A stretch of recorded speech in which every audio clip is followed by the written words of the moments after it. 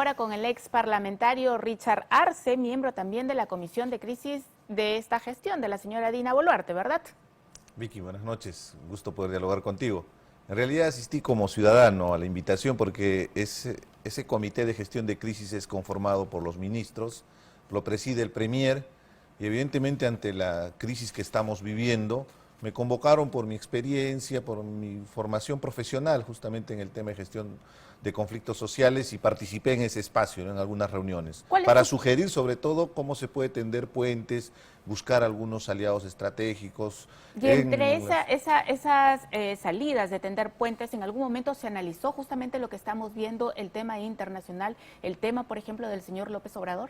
No, porque es un espacio de gestión de crisis, para ver cómo se atiende a nivel nacional. ¿Y cuál con es su el tema percepción respecto a todo lo que estamos viviendo ahora? Así es interesante entender que evidentemente hay principios en las relaciones internacionales y se basa justamente la diplomacia en la no intervención en asuntos internos del país y la libre determinación de los pueblos. Son postulados universales donde justamente cualquier país extranjero, por más hermano, vecino, país hermano, vecino, no puede tener injerencia en asuntos internos. Lo que estamos viendo es desinformación. Yo soy admirador de Gustavo Petro, soy admirador de Manuel López Obrador, me considero un hombre de izquierda, pero a mí me causa molestia que estén desinformados, que no entiendan cuál fue el contexto que se desarrolló para que Pedro Castillo sea defenestrado del cargo, porque él mismo pretendió hacer un autogolpe de Estado, al mismo estilo de Alberto Fujimori. Si hay un 5 de abril de 1992, es lo mismo que el 7 de diciembre del 2022. Lo que me está diciendo usted es que el señor López Obrador no entiende lo que está sucediendo o lo que ha sucedido en nuestro país. Definitivamente, por eso es que él está entendiendo que acá ha habido una especie de golpe de Estado, que se ha irrumpido en la democracia, que es por su condición, su procedencia, que él ha sido removido del cargo. Habría que recordar que el presidente Pedro Castillo está involucrado en actos de corrupción y en su desesperación ese día del 7 de diciembre, en la mañana, uno de sus operadores políticos estaba dando los detalles de cómo entregaban dineros, inclusive a la familia. Los hermanos de Pedro Castillo recibían 60,000 soles y no es un simple dicho. Es una prueba testimonial porque él está acogido a una colaboración eficaz, me refiero a Salatiel Marrufo, aparte que entregó todo el tema de los movimientos bancarios, financieros y todo lo que se hizo para poder entregar esas sumas de dinero. Y tenemos la prueba porque además tenemos a la empresa que financiaba justamente esos pagos ilegales, ¿no? O sea, Entonces, digamos, hay las pruebas, hay los colaboradores, hay los testigos, para usted la investigación fiscal está bien encaminada. Definitivamente, y tiene que continuar, pero ojo, hay desinformación y esto genera un problema serio, porque estamos viviendo una crisis política, hay un ambiente de conflictividad, hay muertos de por medio, pero pronunciamientos como los que han firmado nuestros países hermanos generan una mayor polarización y hasta podrían asumir cierta responsabilidad en esta confrontación, porque están dándoles argumentos justamente a la gente que ha estado incentivando este ambiente de confrontación, hasta de violencia, ¿no? Pero entre los grupos de izquierda, digamos, ¿no se ha buscado canales de comunicación para decirles, hermanos mexicanos, ¿están ustedes equivocados? Ese debería ser la tarea, porque la verdad por delante. Hay una cuestión objetiva de lo que ha acontecido y es importante informar al país. Se ha elegido democráticamente a una terna, porque en el Perú no se elige a un presidente, se elige una plancha presidencial. Presidente de la República, Pedro Castillo; primer vicepresidente, la señora Dina Boluarte; y segundo vicepresidente, Vladimir Cerrón. Fue removido Vladimir Cerrón por el Jurado Nacional de Elecciones porque tenía sentencia por corrupción, por haber sido un ladrón en el gobierno regional de Junín. Sin embargo, entonces, esta persona que usted hay una admira, desinformación, pero a eso quiero llegar, hay una desinformación, porque parecería que acá ha habido una imposición de un cargo. Estamos siguiendo la sucesión constitucional en el poder, que justamente fue una elección legítima, que allá los fraudistas hayan querido descalificar y después ha servido de argumento al propio presidente Castillo para la victimización y para que a nivel internacional se tenga esta interpretación. Eso habría que explicarles con detalle. Para eso está Cancillería y para eso está también el entorno, debe tener asesores, o no querrán escuchar. Claro, me quedo con que el hombre que usted admira, que es el señor, uno de ellos, el señor López Obrador, no reconoce a Dina Boluarte, de la cual usted está asesorándola. Yo estoy apoyando como ciudadano, pero acá hay una cuestión objetiva. Yo los admiro porque son hombres de izquierda, que han tenido una trascendencia y una trayectoria y han llegado Pero al poder. que tienen una Pero venda en acá los no, ojos. es que hay algo muy importante y eso es el mensaje que habría que darle desde el Perú a López Obrador y a Gustavo Petro.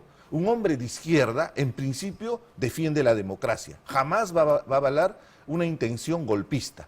Un hombre de izquierda defiende los derechos humanos. Y un hombre de izquierda no avala actos de corrupción. Lo que ha habido en el Perú son actos de corrupción. Eso habría que explicarle a los dos presidentes porque están desinformados desde mi punto de ver. Quiero compartir con usted un tuit de Lilia Paredes que lo hemos emitido hace unos minutos. Aquí se lee: queridos hermanos y hermanas de mi patria, estoy muy agradecida por la solidaridad que ha recibido mi familia. Agradezco al gobierno mexicano y a ustedes por su preocupación permanente. Vivimos un momento muy difícil, pero estamos unidos y su apoyo permanente nos fortalece. El tuit continúa: pido a las organizaciones que promueven los derechos humanos a nivel nacional e internacional que cautelen los derechos de nuestros compatriotas. Pido también especial atención a la salud de mi esposo, Pedro Castillo Terrones. Ahora el futuro de nuestro país está en manos del pueblo. ¿Usted considera que la señora Lilia Paredes debe tener participación política desde México?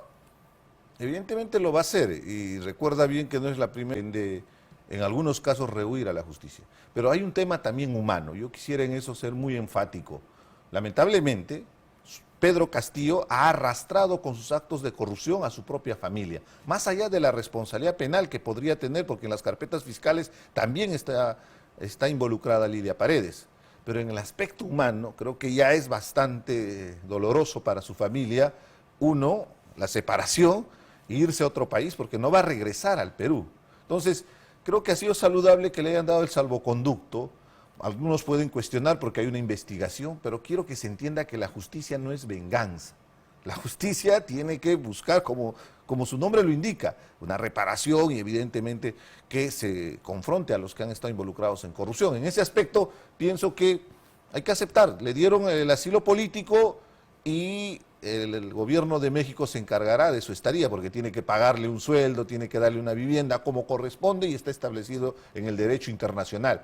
Pedro Castillo tendrá que responder a la justicia, lamentablemente para su familia, ¿no? Eso en el aspecto humano. Claro, en eso estamos de acuerdo, ¿no? Porque son menores, son niños, una niña de 9 años, un joven de 17 años, ¿no? de las responsabilidades de sus padres, ¿no? Porque finalmente ellos son parte de un proceso, ellos están inmiscuidos en una carpeta fiscal como miembros de una organización criminal liderada por Pedro Castillo. Él cumplirá, digamos, está ahorita preso en un penal, pero estamos seguros que si no lo estuviera ahí, ya también estuviera en México. Su intención era fugar del país. Por eso es que inclusive el Poder Judicial le ha dado 18 meses de prisión preventiva, porque lo capturaron en flagrancia justamente en su pretensión de hacer un autogolpe, al estilo Alberto Fujimori. Y seamos claros y objetivos, Pedro Castillo en su desesperación cometió un delito de querer inclusive tomar nuestro sistema de justicia, porque recuerda bien cuando él lee el documento donde disuelve el Congreso, dice que suspende al Poder Judicial, al Ministerio Público, la Junta Nacional de Justicia, inclusive al Tribunal Constitucional.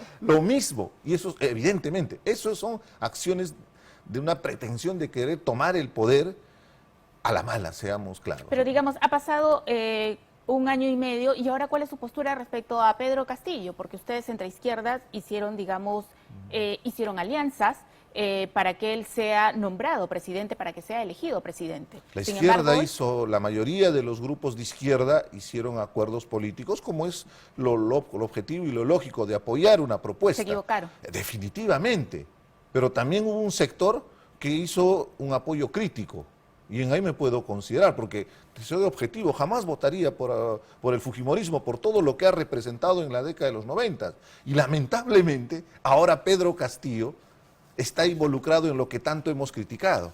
Y los anales de la historia, Vicky, dirán que en el Bicentenario entró un presidente de izquierda y corrupto. Esa va a ser la cruz que tenemos que cargar y que evidentemente tenemos que revertir. Los que seguimos creyendo que hay una posibilidad para una alternativa progresista de izquierda moderna, no la que representan justamente los que están en el Parlamento, que nos han mostrado más bien desprecio, no lo que representa el serronismo, ¿no? Con la corrupción y todo lo que ha significado una cruz justamente de mucho Perú peso, Libre. en realidad. Definitivamente, seamos claros, seamos responsables y además han sido cómplices porque nunca han sido críticos. Han preferido el fajín, han preferido los carguitos o los puestos que les han ofrecido y con ellos se han quedado contentos y nunca han tenido una posición confrontacional cuando empezaban a resaltar los actos de corrupción. Regresemos a la actual gestión de la señora Dina Boluarte. Digamos, durante estas últimas semanas se han registrado 26 muertos en todas las movilizaciones, los paros, las protestas a nivel nacional.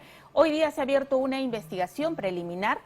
Tenemos en pantalla el documento. Se apertura investigación preliminar por el término de 60 días contra Antero Mejía Escajadillo, jefe de la región policial de Ayacucho, Jesús Armarildo Vera y Pensa, comandante general de la Segunda Brigada de Infantería Militar de Ayacucho, y los que resulten responsables como presuntos autores mediatos del delito contra la vida, el cuerpo y la salud en la modalidad de homicidio calificado. Usted, que ha sido parte de este comité de crisis, ¿tiene un panorama claro respecto a lo que pasó en Ayacucho? Porque, digamos, se incendiaron instituciones públicas, hubo mucho vandalismo, pero ¿cuál es el análisis que ustedes realizaron desde esta comisión? Sí, te vuelvo a hacer la precisión. Yo participé como ciudadano que invitan a un espacio evidentemente conformado por autoridades. No tuve la responsabilidad. Si hubiera asumido una responsabilidad política, evidentemente sería parte. Lo concreto es que en ese espacio se aborda temas de atención, por ejemplo, para el transporte de medicinas, para transportar a los heridos, alimentos, las formas como se podían atender en la carretera. No, ahí vamos a eso. Te estoy explicando qué funciona, en qué consiste un comité de gestión de crisis, ¿no? Pero evidentemente lo que se ha visto es la muestra de que ha habido una falla en la estrategia justamente de contener los conflictos. Pero también no se puede tapar el sol con un dedo, que ha habido intromisión de gente violentista que al final ha generado lo que tú acabas de graficar. Han intentado destruir aeropuertos. En Arequipa no va a haber vuelos nocturnos y no sé por cuántos meses, porque se ha destruido justamente esos reflectores especiales que tienen para el aterrizaje de aviones. Pero en el fondo, o sea, que seamos muy claros, porque esta semana de crisis, de confrontación, de muertes de por medio, la clase política ha sido totalmente irresponsable, Vicky. De la extrema derecha, lo que se han dedicado a hacer es de llamar a todos los que se manifestaban que eran terroristas. Mis hermanos de Andahuaylas no son terroristas. Que ha habido infiltración, sí, por supuesto, o mis hermanos en Ayacucho, no son terroristas. Y lo que decían en la extrema derecha es que solucionemos, impongamos el Estado de Derecho, pero metiéndoles bala. Eso decía la extrema derecha, pero tampoco que se sobe las manos la extrema izquierda, porque la extrema izquierda estaba aprovechándose de esa coyuntura para buscar rédito político, atizando, exacerbando justamente los sentimientos de la población. ¿Cómo puede ser posible la irresponsabilidad? Entonces, acá quiero llegar a lo siguiente.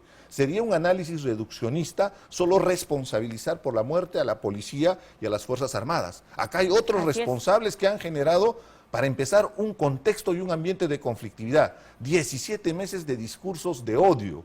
Ahí está Aníbal Torres, que permanentemente, en su estrategia marxista de lucha de clases, nos confrontaba entre peruanos, limeños contra provincianos, pobres contra ricos, inclusive era racial, blancos contra cobrizos, y permanentemente hurgaba en las profundas brechas de exclusión social, que es una realidad, por supuesto. Esas poblaciones reclaman hace años presencia del Estado y que son demandas permanentes que han sido desatendidas. ¿Cómo puede ser tan irresponsable los políticos de hurgar en ese sentimiento en vez de, más bien, de reducir esas brechas sociales y buscar una integración de nuestra población? Entonces, ahí hay varios responsables, desde los políticos, desde los gobiernos, los que se han infiltrado, porque hemos visto evidentemente gente con otra intencionalidad cuando usan inclusive armas hechizas, han tirado a la propia policía. Hay heridos, tanto civiles como policías, algunos que están graves, están en cuidados intensivos. Entonces, no solamente son 26 muertos, es una situación crítica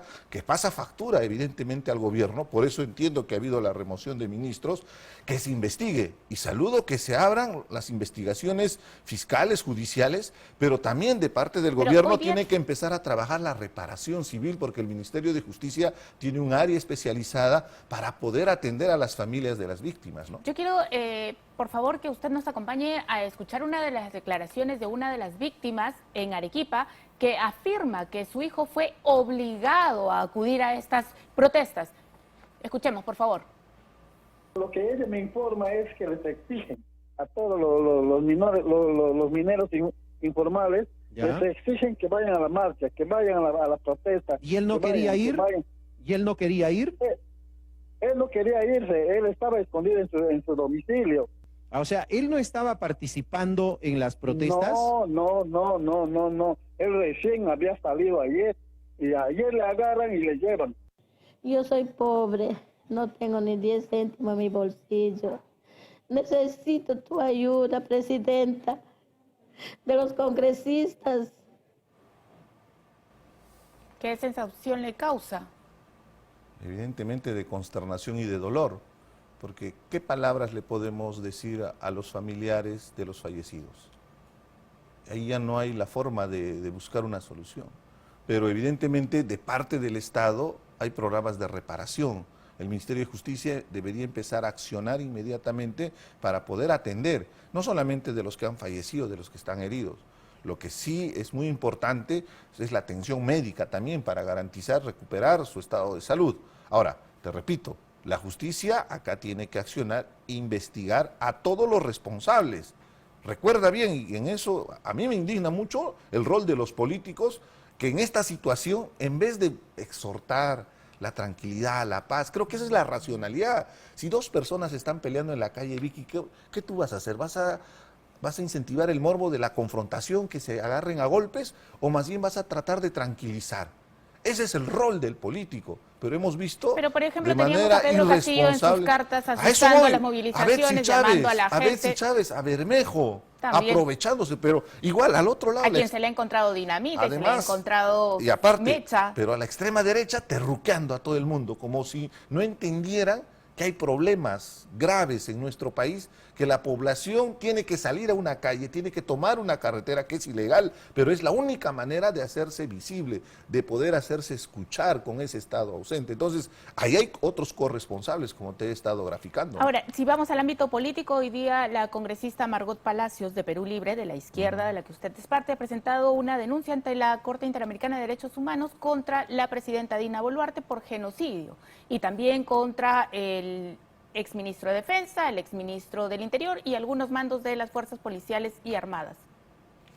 ¿Qué sensación le causa? ¿La izquierda contra la izquierda se están dividiendo, se siguen peleando, se siguen...? Pero hay dentro del espectro de la izquierda hay diferentes matices. Y te habrás dado cuenta mi posición confrontacional con Vladimir Cerrón, por ejemplo. Somos némesis, o sea, es totalmente opuesto. Él tiene otra visión. Él se quedó en la caída del muro de Berlín, o antes. Nosotros tenemos una visión mucho más progresista, pero regresando al tema de fondo, habría que recomendarle que también ponga en la denuncia a todos esos congresistas de izquierda que han estado incentivando y aprovechándose de esta coyuntura, al extremo de la irresponsabilidad. Recuerda bien, en plena exposición de la violencia, el congresista Pasión Dávila cruza el Parlamento para meterle un puñete a otro congresista por la espalda y después salir corriendo. Una actitud totalmente cobarde, pero es la muestra de desprecio de la clase política justamente con este dolor que está afrontando el país. ¿Qué mensaje le damos al país cuando le estamos exhortando diálogo si los propios congresistas actúan de manera violenta?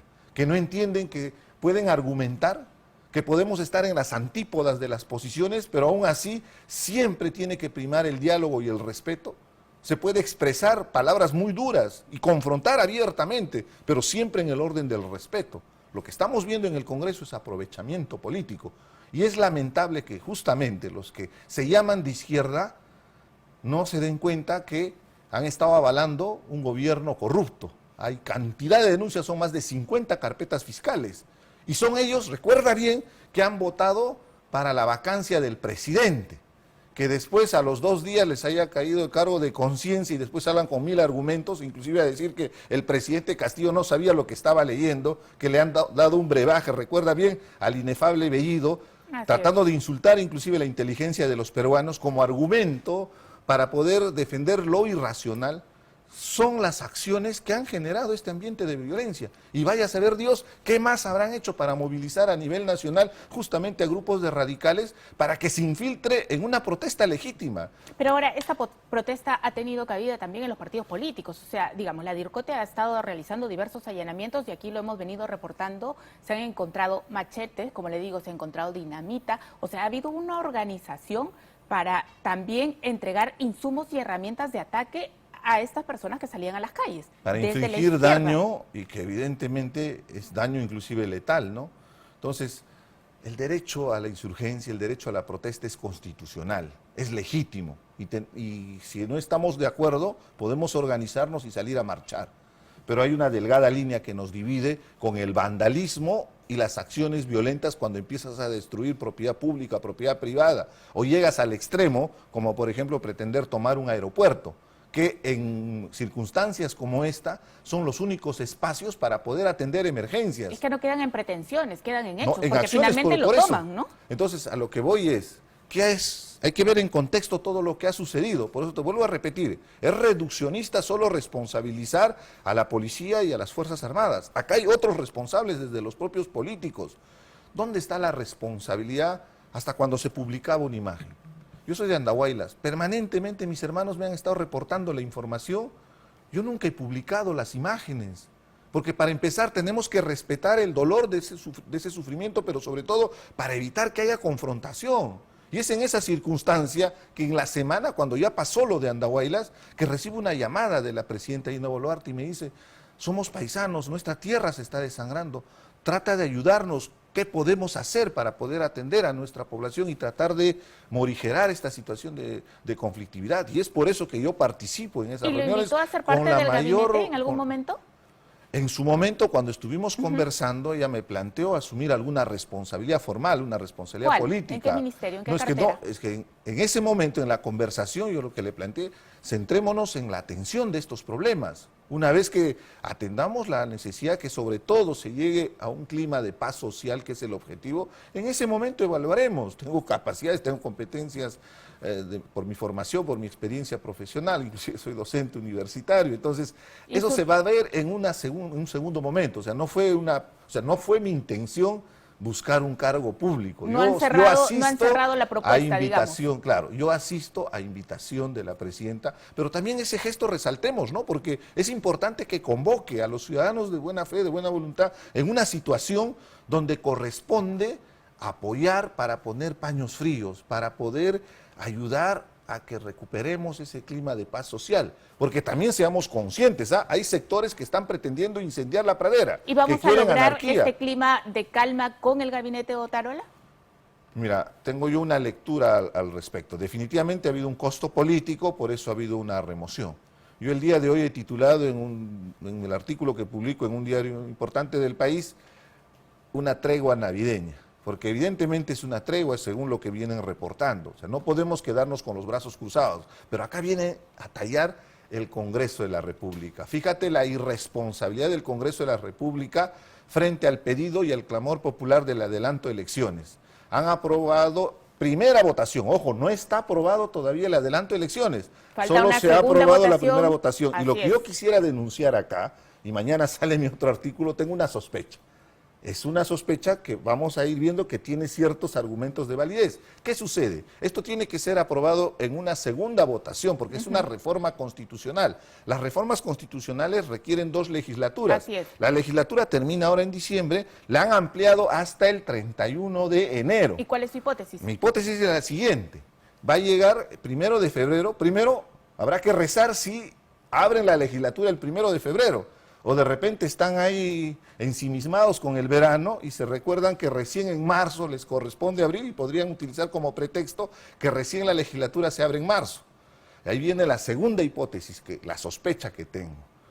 Ellos necesitan otra vuelta, votación calificada, 87 votos. Así es. ¿Qué pasa si solo sacan 86 votos? En esa circunstancia, la reforma constitucional de adelanto de elecciones, si sacan solo 86 votos, tiene que ser sometida a referéndum. Convocar un referéndum no es para el día siguiente, necesita siquiera unos 3 meses para organizar ese referéndum. Entonces, con lo cual la programación del adelanto de elecciones que está en esta ley y en esta propuesta, que la población no estaba de acuerdo, para abril del 2024, correría unos cuantos meses más, porque en el Congreso se están aferrándose al cargo, no quieren soltar la curul. Entonces, objetivamente, habría que estar muy atentos a A lo que las suceda en la- trampas que pretenden desarrollar desde el Congreso de la República. Es mi sospecha y creo que tiene cierta validez lo que estoy pensando porque ya hemos visto de qué son capaces a la hora de la votación, ¿no? Vamos a saberlo en la próxima legislatura, como usted dice. Le agradezco mucho por esta participación. Vamos a un corte comercial.